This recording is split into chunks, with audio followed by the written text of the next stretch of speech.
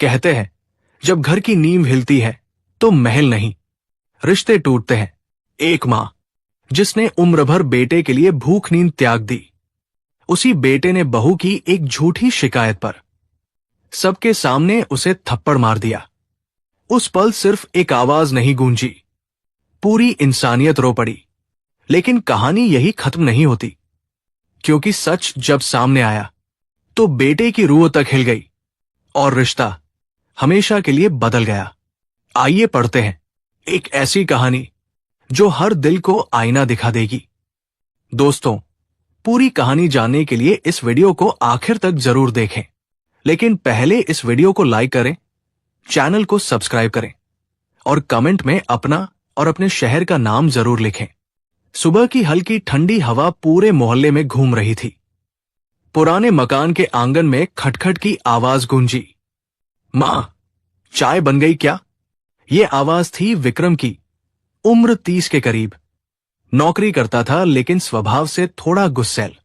मकान के अंदर से धीमी थकी हुई आवाज आई, बस बेटा, 2 मिनट में ले आती हूं। ये आवाज थी सरिता देवी की, लगभग 60 के करीब। चेहरे पर झुर्रियां जरूर थी, लेकिन दिल अब भी सोने जैसा था। पति की मौत के बाद अपने एकलौते बेटे विक्रम को पालने के लिए उसने आधी जिंदगी दूसरों के घरों में काम करते हुए निकाल दी थी। आज भी वही हाल था। सुबह 5 बजे उठकर पूजा करती, फिर चाय बनाती, फिर बहू और बेटे का नाश्ता तैयार। बहू नेहा, जो अभी घर आई भी कुछ ही महीने हुए थे, अक्सर सरिता देवी पर ताने कसती रहती थी। मम्मी जी, आपको कुछ भी ठीक से नहीं आता। ये सब्जी कौन ऐसे काटता है? सफाई भी अच्छी नहीं होती आपसे। नेहा की आदत थी, मीठी मीठी बातें बाहर और घर में जर। लेकिन सरिता देवी हर बात मुस्कुराकर सह लेती थी। चलो बेटा, मैं दोबारा काट देती हूं, तुम परेशान मत हो। विक्रम को अपनी मां पर कभी शक नहीं होता था, लेकिन नेहा ने धीरे धीरे उसके कान भरने शुरू कर दिए थे। एक दिन ऐसा हुआ कि सरिता देवी देर से उठीं, क्योंकि रात भर उनकी तबीयत ठीक नहीं थी।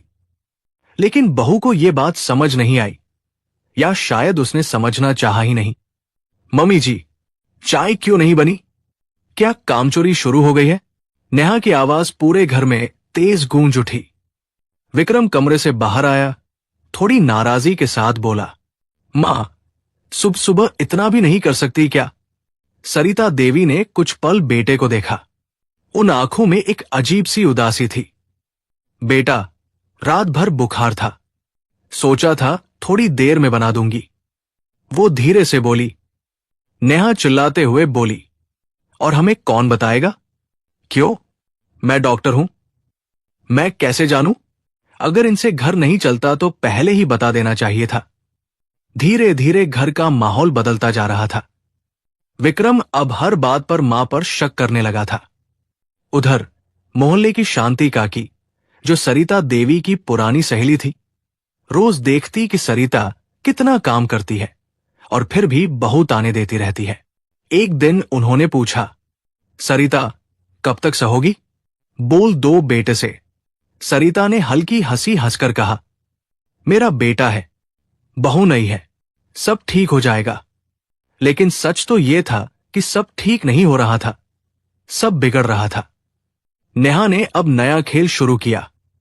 घर के खर्च में से पैसे गायब कर देती और आरोप मां पर। विक्रम, मम्मी जी ने अलमारी के पैसे निकाल लिए। देख लो। विक्रम हैरान, मां, आपने ऐसा क्यों किया? सरिता रो पड़ी, नहीं बेटा, मैंने कुछ नहीं किया। लेकिन नेहा रोकर, चिल्लाकर, अपने बाल पकड़कर ऐसे ड्रामा करती कि विक्रम को मां झूठी लगने लगी। धीरे धीरे उसके दिल में मां के लिए जगह कम होती गई। एक शाम ऐसी आई जिसने पूरी कहानी की दिशा बदल दी। नेहा ने जानबूझकर अपने एक कीमती झुमके को छिपा दिया। रात को पूरा घर सिर पर उठा लिया। मेरा झुमका, मेरा झुमका कहाँ गया? मम्मी जी ने लिया है, मैं जानती हूं।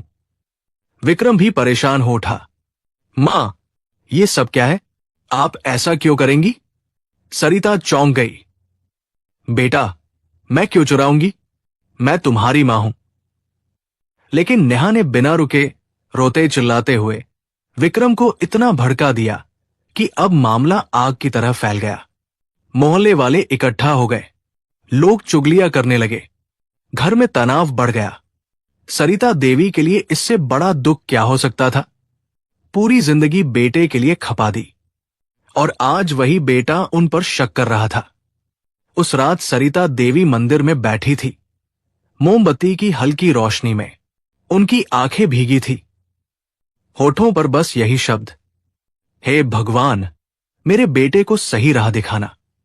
इधर नेहा एक और बड़ी चाल की तैयारी कर रही थी, एक ऐसी चाल जिसने अगले दिन पूरे मोहल्ले को हिला दिया। क्योंकि अगले दिन जो हुआ वो इस कहानी का सबसे दर्दनाक हिस्सा बनने वाला था। अगले दिन सुबह का समय था। सरिता देवी हमेशा की तरह घर की सफाई कर रही थी। हाथों में पुराना झाड़ू था, लेकिन दिल में भारीपन। पिछली रात की बातें उन्हें अंदर कहीं चुभ रही थी। नेहा रसोई में खड़ी थी, लेकिन आज उसकी चाल और भी तेज थी। आंखों में चमक, चेहरे पर मासूमियत का मुखौटा, और दिमाग में एक और गहरी साजिश। वो विक्रम के पास गई और धीमी, कांपती हुई आवाज में बोली, विक्रम, मुझे लगता है मांझी अब मुझे पसंद नहीं करती। विक्रम ने थका हुआ चेहरा उठाया। अब क्या हुआ? नेहा ने आंसू बहाते हुए कहा, मम्मी जी ने अभी अभी कहा कि मैं घर बर्बाद कर रही हूं और मेरे मायके वाले चोर हैं। विक्रम का चेहरा गुस्से से लाल हो गया। मां ने यह कहा? नेहा ने सिर हिला दिया। उसके आंसू नकली थे, पर उसके इरादे असली और खतरनाक। उधर सरिता देवी को पता भी नहीं था कि उनके खिलाफ एक और कहानी गढ़ी जा चुकी है। घर में हवा ही बदल गई थी। हर छोटी बात पर नेहा रोने लगती और विक्रम मां को डांटने लगता। पड़ोस की शांति काकी आई। उन्होंने धीरे से सरिता के कंधे पर हाथ रखा। बहन, कुछ गड़बड़ है इस लड़की में, संभाल ले बेटा को, नहीं तो देर हो जाएगी। सरिता देवी ने थकी हुई आवाज में कहा, काकी, मेरा बेटा मुझे गलत नहीं समझेगा, लेकिन नियति कुछ और लिख चुकी थी। नेहा ने अब घर की रजिस्ट्री की चर्चा छेड़ दी। विक्रम, ये घर तो आपके नाम होना चाहिए, आखिर आप ही तो इस घर का सहारा है। विक्रम को बात समझ नहीं आई, लेकिन मां ने ये घर खून सीने से बनाया है। नेहा झट से बोल पड़ी, वही तो, उम्र हो गई है उनकी, अगर कल को उन्हें कुछ हो गया तो घर रिश्तेदारों के नाम चला जाएगा। ये बात सीधी विक्रम के दिमाग में उतरी। नेहा वही चाहती थी। धीरे धीरे वो बेटे को मां के खिलाफ ऐसे मोड़ रही थी जैसे खिलौना।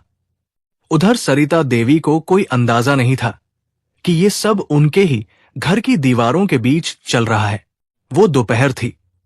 नेहा ने रसोई में जोर जोर से रोना शुरू कर दिया। विक्रम भागकर आया। क्या हुआ नेहा? नेहा ने अपना हाथ दिखाया। देखो, मम्मी जी ने मेरा हाथ जला दिया। मुझे चूल्हा क्यों नहीं चलाना आता, ये कहकर धक्का दिया। सरिता देवी स्तब्ध रह गई। नहीं बेटा, मैं तो बाहर थी, मैंने तो कुछ किया ही नहीं। मोहल्ले की 2 औरतें भी सुनकर आ गई। नेहा ने और जोर से हंगामा कर दिया, मैं इस घर में नहीं रहूंगी, मम्मी जी मुझे मार डालेंगी एक दिन। ये बात विक्रम के दिल में किसी हथौड़े की तरह गिरी। उसे हर चीज एक तरफा देखने की आदत पड़ गई थी। उसके दिमाग में बस बहू की आवाज गूंज रही थी, मम्मी जी ने मुझे धक्का दिया। उसी शाम विक्रम ने मां को झूठे इल्जामों के लिए ताना दिया। सरिता के दिल के टुकड़े हो गए। बेटा, तेरी कसम, मैंने ऐसा कुछ नहीं किया। लेकिन बेटा आज अंधा था, सच नहीं देख पा रहा था। नेहा ने अगला वार सबसे बड़ा किया। उसने बेटे को सबके सामने बताया, मम्मी जी ने कहा है कि मैं बांध हूं, इसलिए तुम मुझे छोड़ दोगे। ये एक झूठ था, एक निर्मम, जहरीला झूठ। ये सुनते ही विक्रम का गुस्सा फट गया। चौक में खड़े लोग भी हैरान रह गए। विक्रम चीखा, मां, आपने ये कहा? सरिता देवी रोते हुए बोली, नहीं बेटा, मैंने कुछ नहीं कहा। क्यों मेरी इज्जत ऐसे उछाल रही है ये लड़की? लेकिन अब भीड़ जमा हो चुकी थी। नेहा ने अपने आंसुओं का शो चालू कर दिया। लोग फुसफुसा रहे थे, बहू रो रही है, जरूर मां ने कुछ कहा होगा। इंसान कभी कभी वही देखता है जो उसे दिखाया जाता है। सच बहुत पीछे रह जाता है। उस शाम घर का माहौल इतना भारी था कि सांस लेना मुश्किल। नेहा कमरे में गई, दरवाजा बंद किया। थोड़ी देर बाद रोते रोते कमरे से बाहर निकली। चेहरा लाल, आंखें सूजी हुई, बाल बिखरे हुए। वो सीधा विक्रम के पैरों में गिर पड़ी। विक्रम, मम्मी जी मुझे पसंद नहीं करती। उन्होंने मुझे अपशकुनी कहा। कहती है कि मैं इस घर को बर्बाद कर दूंगी। उसकी आवाज, उसके अभिनय ने विक्रम की सारी संवेदनाएं मार दी। वो गुस्से से कांप उठा। उसके भीतर गलतफ हमी का तूफान उमड़ रहा था। उधर सरिता देवी उस समय मंदिर में दिया जला रही थी। उन्हें पता भी नहीं था कि तूफान उनके लिए ही बन रहा है। नेहा ने अंतिम तीर चलाया। अगर तुम मम्मी जी को नहीं समझोगे तो मैं इस घर में एक पल भी नहीं रहूंगी। विक्रम का दिमाग सुन्न हो गया। वो कमरे से बाहर निकला। उसके चेहरे पर ऐसा गुस्सा था कि हवा भी ठहर गई। और फिर वो हुआ जिसकी उम्मीद किसी ने नहीं की थी। मोहल्ले के सबसे भीड़ भाड़ वाले मोड़ पर सरिता देवी जा रही थी। विक्रम तेज कदमों से उनके पास पहुंचा। आवाज इतनी तेज कि पूरा मोहल्ला रुक गया। मां! और अगले ही पल वो हाथ जिससे बचपन में मां ने उसे खिलाया था, आज उसी हाथ ने मां को थप्पड़ मार दिया। मोहल्ला सन, आसमान भी जैसे रो पड़ा। सरिता देवी बस एक पल स्थिर रह गई। उनकी आंखों में सिर्फ एक सवाल था, मैं इतनी गलत कब हो गई? मेरे अपने ही बेटे की नजरों में? मोहल्ले की वो सड़क जो हमेशा शाम में हल्की हल्की चाय की खुशबू से महकती थी, आज चुप थी। इतनी चुप कि जैसे हवा भी रुक गई हो। सरिता देवी मंदिर से लौट रही थी। हाथ में पूजा की थाली, माथे पर हल्का सा सिंदूर का चिन्ह और चेहरे पर वही शांत मुस्कान जो हमेशा उनके हर दर्द को छुपा लेती थी। लेकिन आज किस्मत ने उनके लिए कुछ और लिखा था। दूर से उन्हें दिखा, विक्रम तेज कदमों से आ रहा है। उसके चेहरे पर गुस्सा, आंखों में आग और लहजा इतना भारी जैसे अभी आसमान फट पड़ेगा। सरिता को लगा कोई दिक्कत हुई होगी। उन्होंने तुरंत पूछा, क्या हुआ बेटा? इतना गुस्सा क्यों है? लेकिन विक्रम ने कोई जवाब नहीं दिया। वो मां के इतना करीब आ गया कि उनके हाथ कांपने लगे। मोहल्ले के लोग समझ नहीं पा रहे थे कि क्या होने वाला है। और फिर वो आवाज आई जो किसी इंसान को भी अंदर तक तोड़ने के लिए काफी थी। मां! सरिता देवी ने चौंक कर देखा। हाँ बेटा, बोल। लेकिन उनकी आवाज बीच में ही रुक गई, क्योंकि अगले ही पल विक्रम का हाथ हवा में उठा और चटाक वो थप्पड़ इतने जोर से पड़ा कि सरिता का चेहरा एक तरफ झुक गया। पूजा की थाली हाथ से गिर गई, फूल बिखर गए, दिया जमीन पर टूटकर बुझ गया, जैसे उनके जीवन का उजाला भी उसी क्षण बुझ गया हो। पूरा मोहल्ला स्तब्ध। औरतें, बच्चे, बूढ़े सभी अपनी जगह जमकर खड़े रह गए। विक्रम चिल्लाया, क्यों किया आपने ऐसा? मेरी बीवी को गाली दी, धक्का दिया, अपशकुनी कहा? आपको शर्म नहीं आती? सरिता देवी के होंठ कांप रहे थे। आंखों में अदृश्य तूफान था, लेकिन शब्द गले में ही अटक गए। उन्होंने बस इतना कहा, नहीं बेटा, मैंने कुछ नहीं किया। लेकिन विक्रम आज अंधा था। बहू के झूठ ने उसे ऐसा अंधा बना दिया था कि सच उसकी आंखों के सामने भी होता तो भी वो नहीं देख पाता। नेहा थोड़ी दूर खड़ी थी, चेहरे पर आंसू, लेकिन होठों पर अदृश्य मुस्कान। सरिता देवी ने 2 कदम पीछे हटकर कहा, आज मेरा बेटा मेरी बात भी नहीं सुन रहा। विक्रम चीखा, क्यों सुनूं, जब आप मेरी पत्नी की इज्जत नहीं कर सकती? सरिता देवी का दिल जैसे एक झटके में टूटकर जमीन पर गिर गया। आंखों में गहरा सदमा, शरीर में कंपन और दिल में वो दर्द जो किसी बेटा ही दे सकता था। मोहल्ले के लोग फुसफुसाने लगे, अरे बेटा मां को हाथ कैसे उठा सकता है? बहू ने जरूर कुछ किया होगा। बूढ़ी मां इतनी भी गलत नहीं हो सकती। लेकिन विक्रम को कुछ भी सुनाई नहीं दे रहा था। सरिता देवी धीरे धीरे खड़ी हुई। उन्होंने अपनी साड़ी की किनारी से गिरे हुए फूल उठाए, पूजा की थाली उठाई और फिर विक्रम की तरफ देखा। वो नजरों में आरोप नहीं था, न गुस्सा, न शिकायत। बस एक ही सवाल था, क्या मैं इतनी गिर गई कि मेरा बेटा मुझे जा ही नहीं पाया? उन्होंने कुछ नहीं कहा, बस घर की ओर बढ़ गई। विक्रम क्रोधित होकर चिल्लाया, मां, मेरी नजर से गिर चुकी है आप। अच्छा होगा कि आप। लेकिन इससे पहले वो पूरी बात कहता, सरिता देवी अंदर चली गई। घर का माहौल अजीब चुप्पी से भर गया। नेहा ने नाटक जारी रखा, मैंने कहा था न विक्रम, मम्मी जी मुझे पसंद नहीं करती, तुम्हारे सामने अच्छा बनने की एक्टिंग करती है। विक्रम ने गुस्से में दरवाजा बंद कर दिया। उस रात घर में कोई नहीं सो पाया। विक्रम गुस्से में था। नेहा अपने झूठ की जीत पर अंदर ही अंदर खुश थी।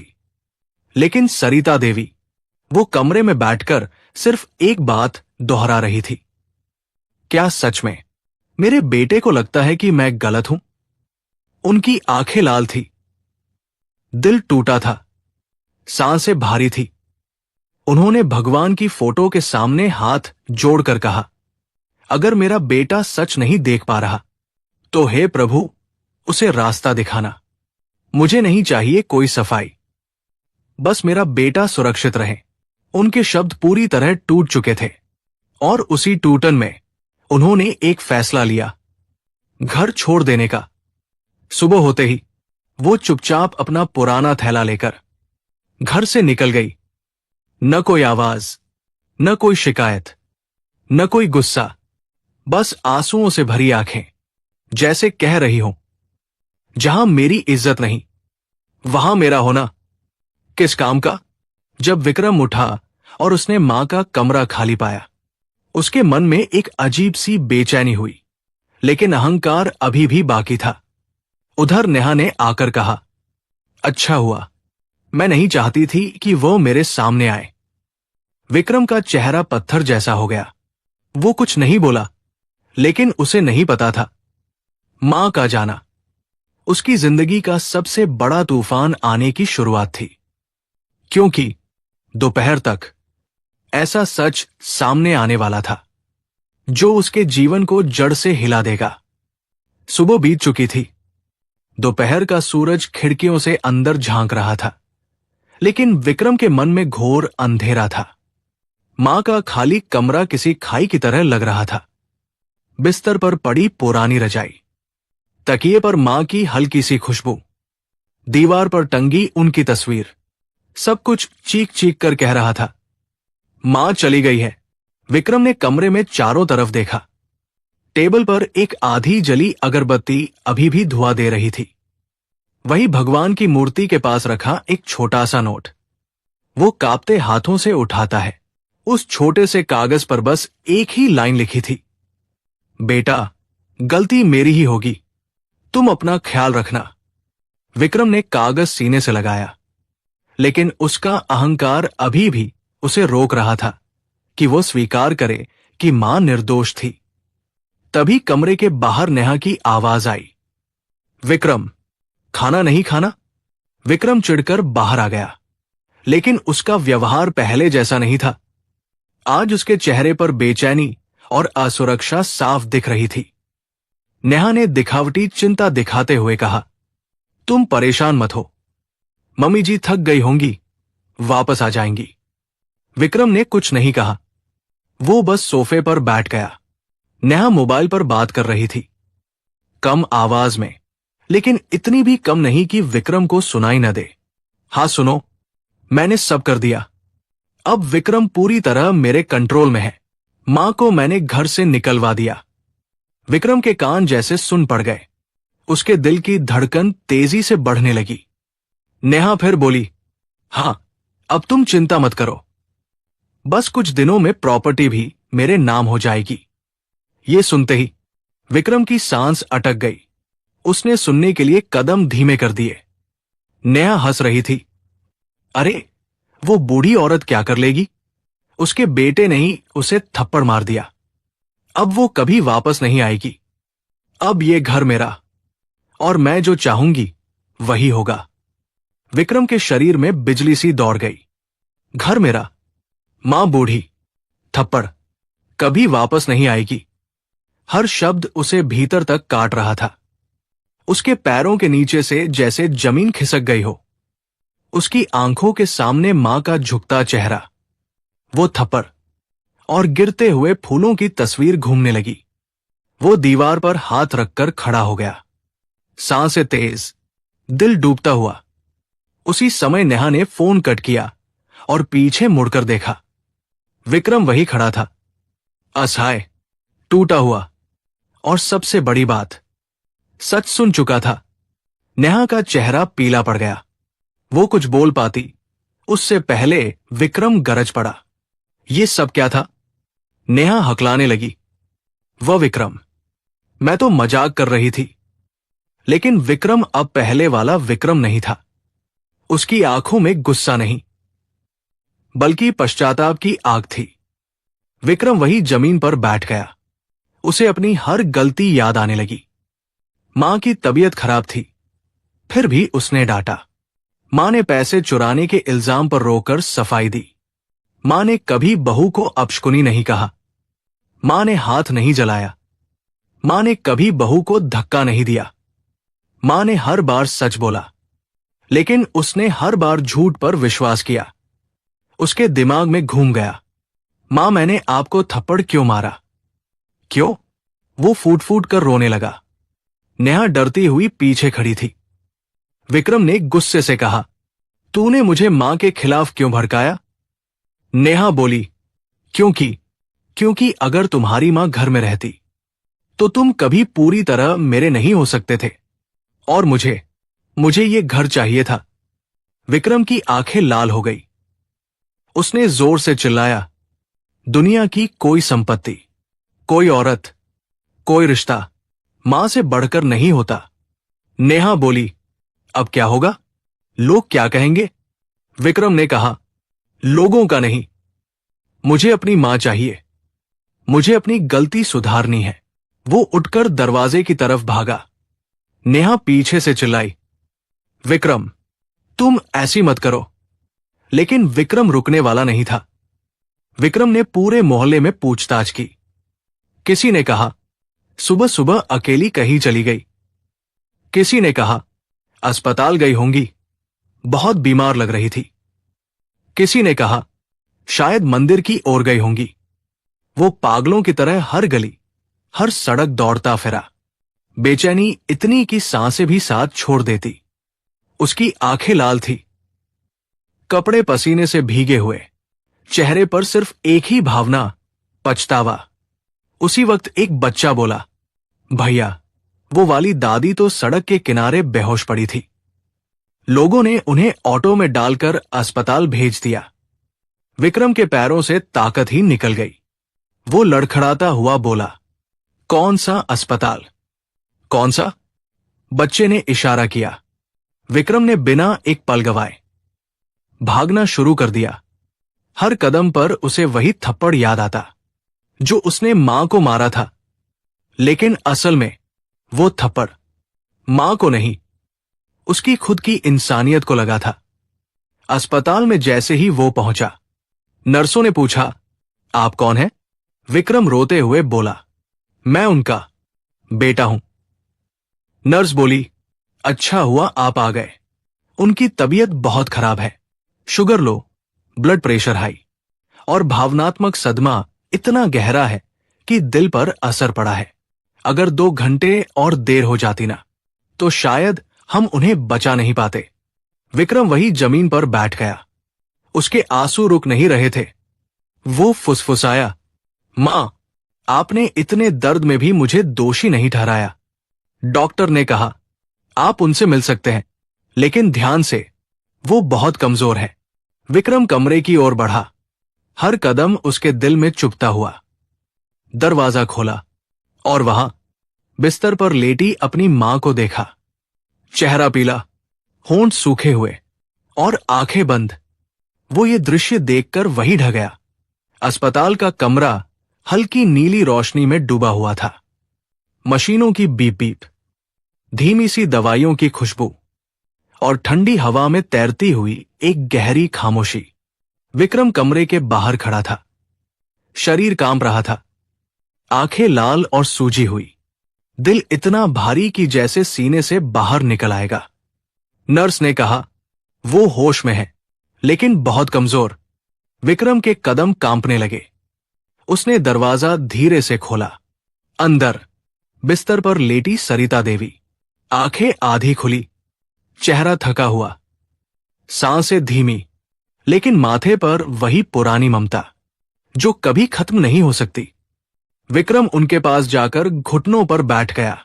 उसने उनका हाथ धीरे से पकड़ा, वो हाथ जिसने कभी उसे स्कूल छोड़ा था, बुखार में रात भर जागती रही थी और भूखी रहकर भी उसे खिलाया था। आज वही हाथ ठंडा और निर्जीव सा लग रहा था। सरिता देवी ने धीरे से आंखें खोली। उनकी नजर जैसे ही विक्रम पर पड़ी, उनके होठों पर हल्की सी मुस्कान आ गई। विक्रम, तू आया बेटा? ये शब्द सुनते ही विक्रम का दिल फट गया। वो फूट फूट कर रो पड़ा। मां, मुझे माफ कर दो, मैं बहुत बुरा बेटा निकला। मैंने तुम्हारी बात नहीं मानी, तुम्हें थप्पड़ मार दिया, तुम्हें घर से जाने दिया। उसकी आवाज टूट रही थी। मां, तुम्हारे बिना घर घर नहीं रहा। मां, मैं गलत था, बहुत गलत था। विक्रम ने रोते रोते मां के पैर पकड़ लिए। सरिता देवी की आंखों में आंसू आ गए। उन्होंने कांपते हाथों से बेटे के सिर पर हाथ रखा। बेटा, मां कभी अपने बच्चे से नाराज नहीं होती। मेरी गलती थी जो तुम्हें सही बात समझा न पाई। तुम्हें दुख हुआ तो मेरा दिल कैसे खुश रह सकता था? विक्रम ने सिर उठाया। नहीं मां, गलती मेरी थी। मैं बहू की बातों में आ गया, तुम पर शक किया। मैंने तुम्हें दर्द दिया, तुम्हारा दिल तोड़ा। सरिता ने धीमे से कहा, बस बेटा, और मत बोल। तू आ गया, यही काफी है। विक्रम रोते हुए बोला, मां, मैं तुम्हें घर लेकर जाऊंगा। कभी तुम्हें अकेला नहीं छोड़ूंगा। कभी तुम्हारी बात पर शक नहीं करूंगा। सरिता मुस्कुराई। मुझे तेरी खुशी चाहिए बेटा, बस यही दवा है मेरी। ये दृश्य इतना भावुक था कि कमरे में मौजूद नर्स भी आंसू पोंछ रही थी। अगले दिन डॉक्टर ने कहा, अब स्थिति स्थिर है, लेकिन इन्हें तनाव से दूर रखना होगा। विक्रम ने कहा, डॉक्टर साहब, अब ये कभी अकेली नहीं होंगी। वो मां को व्हीलचेयर पर बैठाकर अस्पताल से बाहर ले गया। मोहल्ले के लोग बाहर खड़े थे। सबकी आंखों में शर्म, कुछ की आंखों में आंसू और कुछ के दिल में पछतावा। शांति काकी आगे बढ़ी। विक्रम बेटा, तूने देर जरूर की, लेकिन अब सब ठीक कर ले। विक्रम ने सिर झुका लिया। काकी, मैं मां की एक मुस्कान के लिए 100 जन कुर्बान कर दूंगा। नेहा अपने मायके चली गई थी, लेकिन समाज में उसकी सच्चाई खुल चुकी थी। उसकी चालाकी, उसके झूठ और उसकी गिद्ध जैसी नीयत सबके सामने आ गई। उसने घर भी खोया, रिश्ता भी खोया और सबसे जरूरी, अपनी इंसानियत भी खो दी। विक्रम ने उसके जाने पर एक ही बात कही, जिस औरत ने मां जैसी देवी को रुलाया, उसका मेरे घर में कोई स्थान नहीं। विक्रम ने उसी पुरानी गली में एक छोटा सा कमरा किराए पर लिया। दीवार पर एक छोटी सी भगवान की तस्वीर, एक सिंगल पंखा, एक छोटा सा खाट और कोने में सरिता देवी का पूजा स्थान। सरिता ने मुस्कुराते हुए कहा, थोड़ा छोटा है बेटा, लेकिन मन को शांति है। विक्रम ने उनके पैर छुए। मां, जहां आप हो वही मेरा घर है। दोनों ने मिलकर घर सजाया। सरिता ने किचन को ठीक किया। विक्रम बाजार गया।